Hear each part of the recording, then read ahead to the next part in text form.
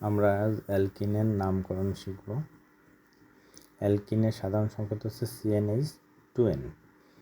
এখানে n এর মান যদি আমরা 2 বসাই তাহলে হবে কি C2H4, অর্থাৎ এর নাম হবে কি ইথিন। আসলে আমরা পরবর্তী স্লাইড দেখি।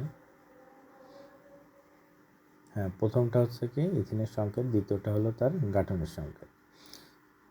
আমরা সংখ্যাটা পড়ি, যেখানে দুটি কার্বন পরমাণুর মধ্যে একটি দ্বিবন্ধন বিদ্যমান, এই দ্বিবন্ধনে একটি সিগমা বন্ধন অপরটি পাই বন্ধন নিয়ে গঠিত এবং প্রতিটি কার্বন পরমাণুর সাথে দুটি করে হাইড্রোজেন পরমাণু যুক্ত আছে। আচ্ছা, সিগমা বন্ধন আর পাই বন্ধনটাকে, সিগমা বন্ধন হচ্ছে হলো একটা শক্তিশালী বন্ধন আর পাই বন্ধন কি হচ্ছে দুর্বল বন্ধন। আচ্ছা, আমরা পরবর্তীতে সংকেতটাকে একটু ভেঙে দেখি। আমরা একেবারে নিচের সংকেতটা একটু খেয়াল করি, গাঠনিক সংকেতটা। এখানে আপনি যে কার্বনই ধরেন না কেন, প্রত্যেকটা কার্বনে কয়টা হাত থাকবে? 4 হাত থাকবে। আপনি বাম হাতের কার্বনটা হিসেব করেন, দুটো হাইড্রোজেন দুটো আর ডাবল বন্ড দুটো, তাহলে কয়টা হলো? 4টা হাত আছে।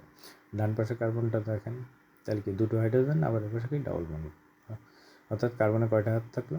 4 হাত। তাহলে প্রত্যেকটা কার্বনে কয়টা হাত আছে? 4টে করে হাত আছে। তাহলে আমরা গাঠনিক সংকেত লেখার সময় সবসময় কার্বনের 4টা হাত আছে কিনা এটা খেয়াল রাখবো। আসলে একটা নামকরণ দেখা যাক। নামকরণ আমরা করতে গেলে বাম দিক থেকে 1 2 3 4 সিলেক্ট করবো। এখন নিজের সংকেতটা লক্ষ্য করি। আমরা জানি 4টা কার্বন থাকলে কি হবে?